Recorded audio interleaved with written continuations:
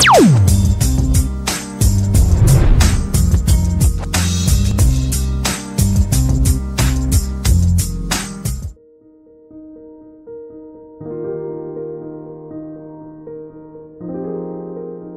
kami di surga, kami sungguh mengucap syukur bahwasanya pagi ini kami dapat menikmati sukacita bersama oleh karena kasih dan tentunya anugerah Tuhan. Sungguh kami mengucap syukur meskipun mungkin belum semua di antara kami dapat hadir bersama-sama, namun biarlah tidak mengurangi sukacita yang sesungguhnya, yang sebenar-benarnya, bahwa ada satu kenyataan di mana Tuhan hadir dan lahir di dalam hidup kami pribadi lepas pribadi. Karena itulah sesungguhnya yang menjadi poin sukacita kami pada hari ini dan di sepanjang kehidupan kami. Dan bila setiap kami yang hadir di tempat ini maupun kami yang hanya dapat menikmati melalui siaran streaming boleh merasakan sukacita yang sebenar-benarnya, makna Natal atau kelahiran Yesus yang sesungguh-sungguhnya.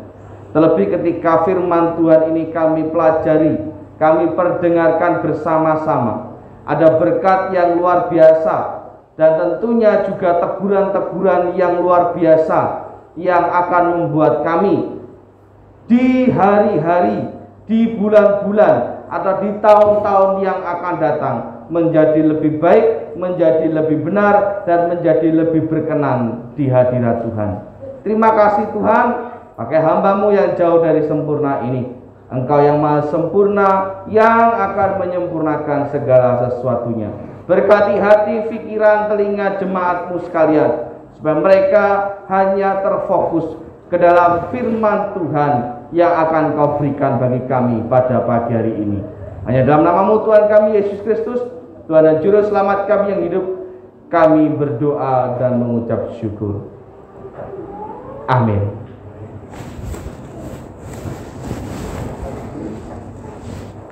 Si nyuruh duduk siapa? Kok ngarepi loh? Silahkan duduk kembali.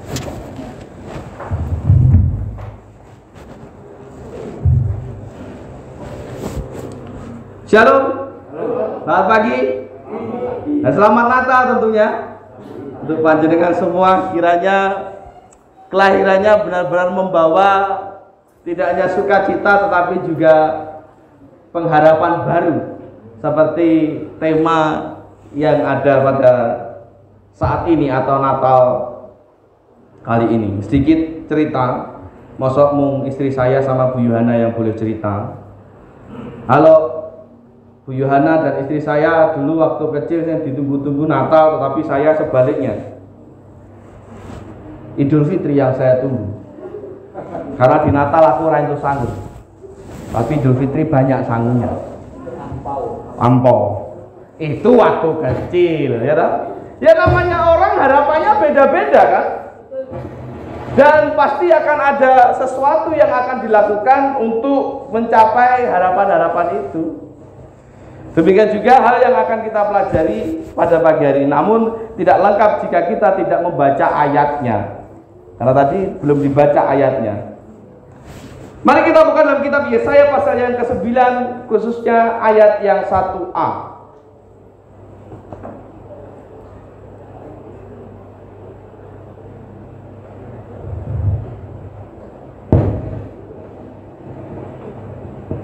Atau mau baca semua juga boleh. Yesaya pasal yang ke-9 ayat yang pertama. Sampun? Firman Tuhan berkata demikian, Bapak Ibu Saudara, bangsa yang berjalan di dalam kegelapan telah melihat terang yang besar. Mereka yang diam di negeri kekelaman, atasnya terang telah bersinar. Apa kaitan terang dengan tema pada bulan ini? Karena ibadah sudah lebih dari 1 jam, melebihi batasan prokes, jadi saya sedikit saja. Karena masih ada perjamuan Tuhan juga. Aku lek rawani ubah malah ini. Apa ya?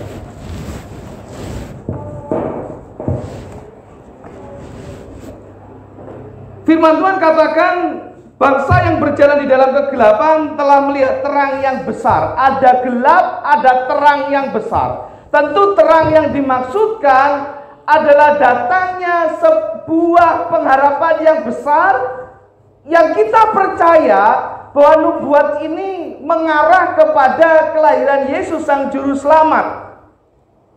Artinya secara singkat, bahwa pada waktu dulu sebelum zaman Yesus lahir, di mana manusia masih dikuasai oleh dosa, atau yang dilambangkan dengan kegelapan, mereka masih dikuasai hawa nafsu.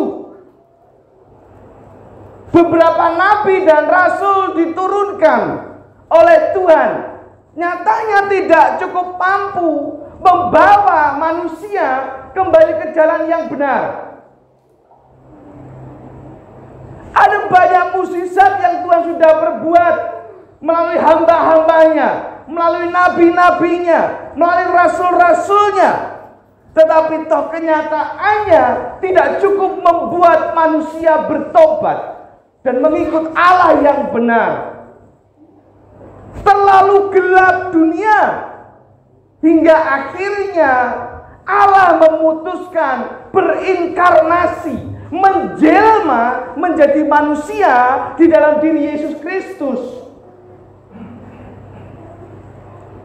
Maka dikatakan, habis gelap terbitlah terang. Bangsa yang selama itu merujuk kepada zaman sebelum Yesus, berjalan di dalam kegelapan, ketidakpastian, menjadi memiliki harapan yang baru dengan lahirnya terang itu. Nah, maka tepatlah tema ini mengatakan bahwa dengan kelahiran Yesus ada satu harapan baru yang bisa kita miliki. Kita secara fisik tidak lagi bisa melihat dan tidak akan mungkin melihat Yesus lahir lagi. Ya, itu sudah terjadi 2000 tahun yang lalu lebih. Dan kita nggak akan seperti film-film sinetron yang kembali ke masa itu dengan lorong waktu. Entah ya ratusan atau ribuan tahun lagi penawan sing nemokne mesin itu. Sampai saat ini belum ada mesin itu. Mesin itu hanya ada sebatas film. Artinya saya ulangi sekali lagi, tidak mungkin secara fisik kita melihat lagi. Tetapi siapa saja yang di dalam hati dan hidupnya Yesus lahir, maka mereka berhak mendapatkan pengharapan yang baru. Amin. Siapa saja yang Yesus lahir di dalam hati dan hidupnya, mereka berhak memiliki pengharapan yang baru. Pengharapan akan apa? Akan segala hal.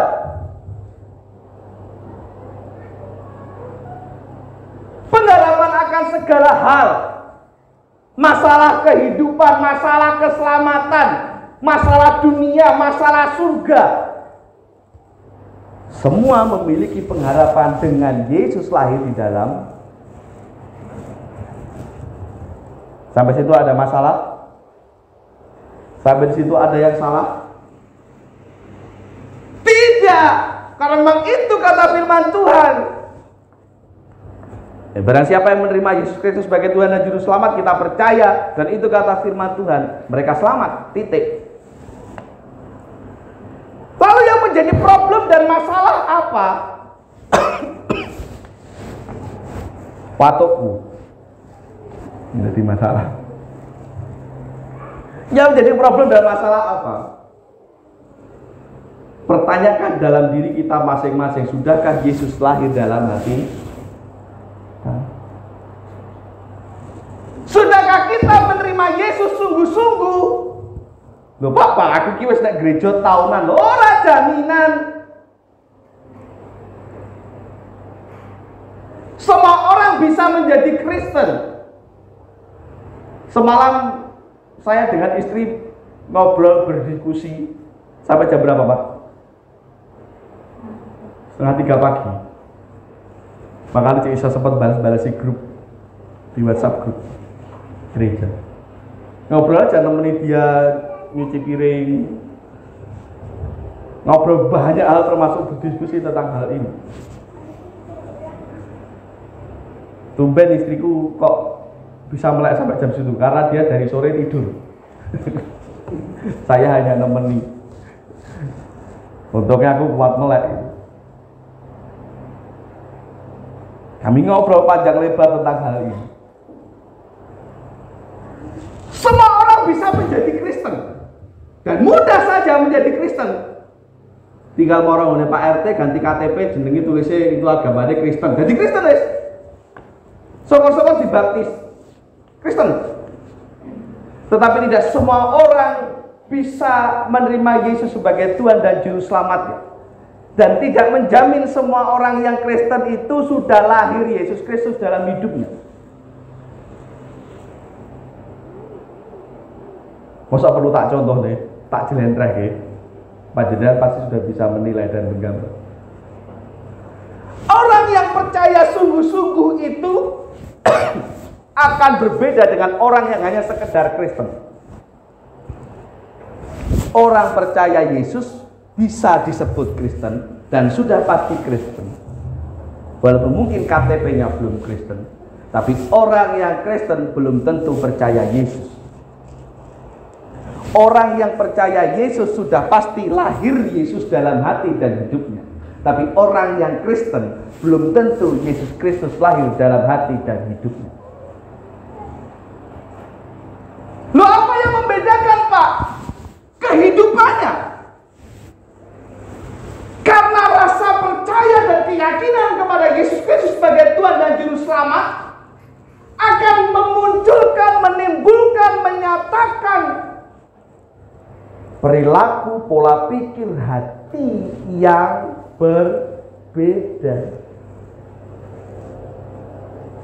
Akan ada perubahan hidup, perubahan sikap, perubahan prinsip.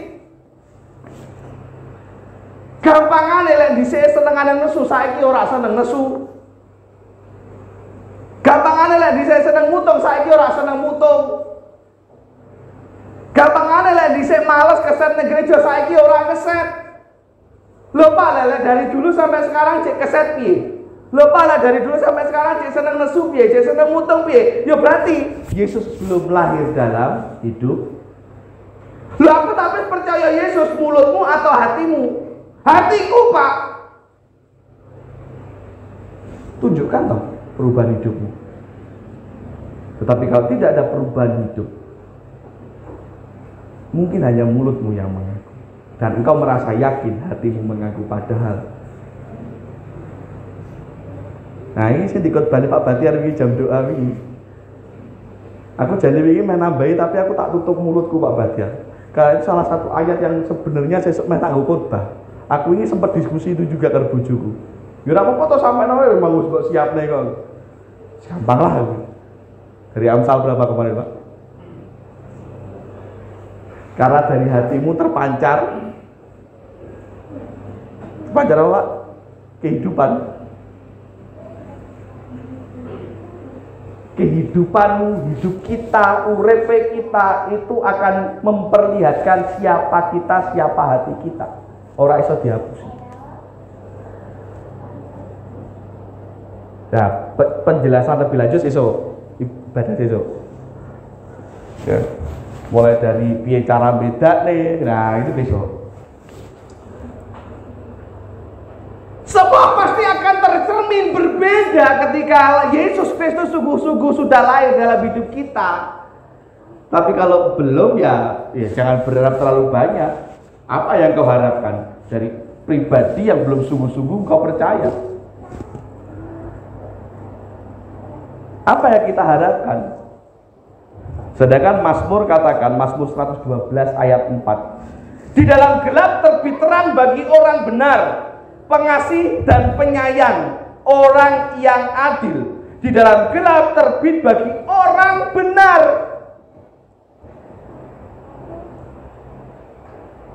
Hanya orang yang benar, hanya orang yang memiliki kasih, hanya orang yang sudah memiliki perubahan di dalam hidupnya yang akan memiliki terang, di mana terang itu adalah harapan itu sendiri, yang membawa harapan itu sendiri. Mudeng ngomong. Terlalu cepat saya. Aku mau berwaktu. Tadi aku mau terlalu cepat. Yung kolek nggak apa, nanti setelah ibadah kita ngobrol. Tetapi intinya segala sesuatu itu harus sinkron. Mulut, hati, perilaku sinkron. Baru di situ Anda bisa berkata, Yesus sudah lahir dalam hidup. Loh Pak, kalau ternyata selama ini kok aku ngerasanya berarti durung Pak, kudu piye? Lahirkan Yesus sekarang dalam hidup. Mumpung hidup ini adalah kesempatan, mumpung masih ada kesempatan bagi kita untuk melahirkan Yesus dalam hidup kita. Banyak orang yang berharap dalam Yesus tapi sukanya bahasa yang pas itu apa? Sukanya sak penake dhewe memperlakukan Tuhan.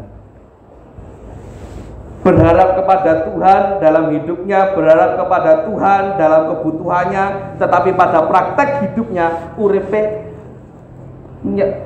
bosone kok ora enak. Nyepenakne dhewe ya apa? Sakarepe dhewe karo Gusti Yesus. Sakarepe dhewe karo gereja. Ning uripe njaluke mulya lho. Nah, aku meh apik karepku ora karepku to. Ya ndak bisa to ya. Sembarang karepe Yesus to ya. Nah, aku meh mangkat gereja karepku meh ora karepku to ya. Meh telat karepku ora karepku to ya. Jadi gereja rumah Tuhan nih, orang gojak-jakan nih, orang nggih urip sak penake dhewe. Lek Yesus iso nyanyi, Yesus bakal nyanyi. Iki ati dudu saka watu, dudu saka wesi. Lha ora tak kuwi. Akeh. Lagine piye si frase apa? Ya, lupa apa. Iki ati dudu watu iki piye watu lagi. Kok lali aku. Gak ngerti kok. Besok tak ajarke. Pak Bayu tahu? Dolan kurang adoh. Ada aku sing teko. Banyak orang yang berharap supaya perasaannya itu dihargai. Tetapi mereka lupa bagaimana cara menghargai perasaan Tuhan.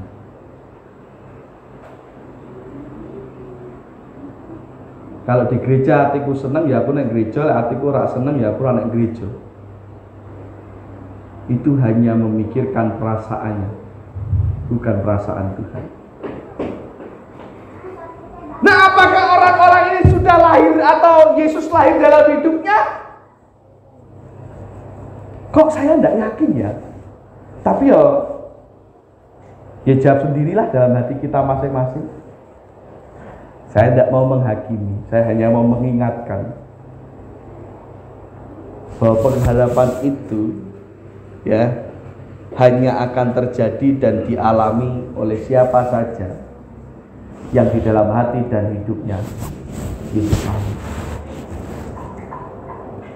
Ya, yang tidak memperlakukan Tuhan dengan semena-mena, yang tidak seenaknya di dalam gereja, memperlakukan persekutuan seenaknya, baik itu ibadah raya, jam doa atau apapun, bisa menghargai perasaannya Tuhan. Mangkap ora penak karo Pak Julius daripada disindir. Berarti jenengan pentingnya perasaanku bukan perasaannya Tuhan.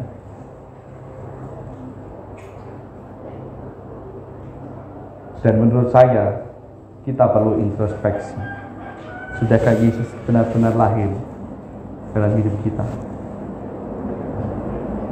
Sebab sekali lagi pengharapan itu hanya akan dimiliki, dirasakan, didapatkan oleh mereka yang sungguh-sungguh Yesus Kristus sudah lahir di hidupnya.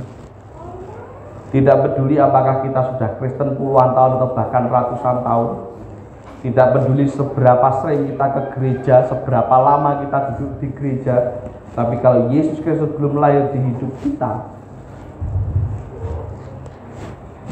di harapan kita itu hanya akan mentok kepada apa yang kita inginkan.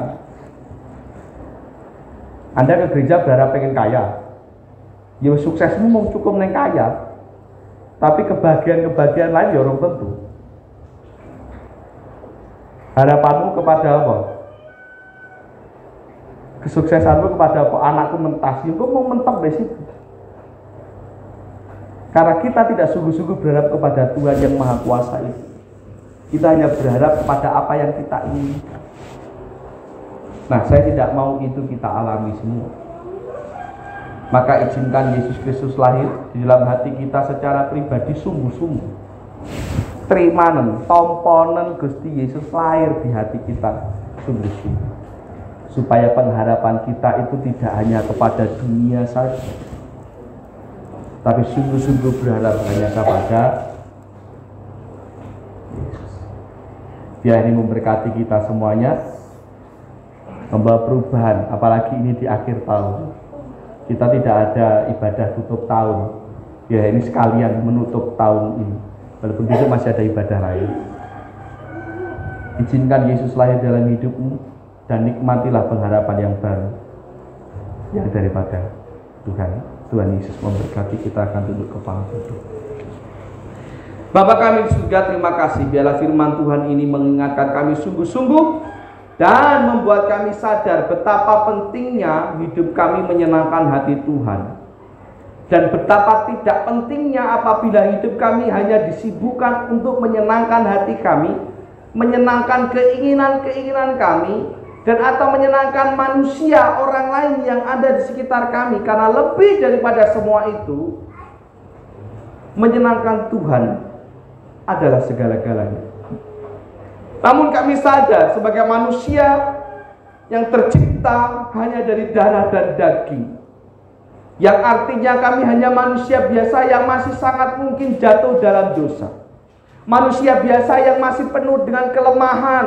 Sebab itu Tuhan, di hari yang istimewa ini kembali perkenankan kami dan juga hamba-Mu untuk memohon hikmat, juga memohon kemampuan yang daripada Tuhan, serta kekuatan supaya hidup kami menjadi lebih baik dan lebih baik lagi di hadapan Tuhan.